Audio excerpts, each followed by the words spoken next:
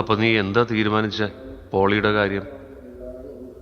അവനെ എൻ്റെ മകനായിട്ട് എൻ്റെ അനന്തരാവകാശമായിട്ട് സ്വീകരിക്കാൻ ഞാൻ. അതിന് അനുവാദം കിട്ടാൻ വേണ്ടി ഞാൻ കാരണവന്മാരെ കല്ലറയിൽ തിരികെത്തിച്ചു വെച്ച് പ്രാർത്ഥിച്ചേ. ഇനി പുണ്യാളുടെ ഒപ്പീനിയൻ കൂടി. പ്രാഞ്ചി, ഇപ്പോഴാണ് നീ ദൈവത്തിന് പ്രിയപ്പെട്ടവനാവുന്നത്. സ്വർണം കൊണ്ട് പള്ളി പണിയുന്നവനല്ല.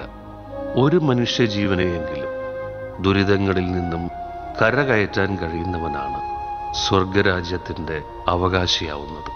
ഇതില് നമ്മൾ തോക്കൂലെന്നല്ലേ? എന്താണ് പ്രാഞ്ചി ജയവും തോൽവിയും? ആപേക്ഷികമാണത്.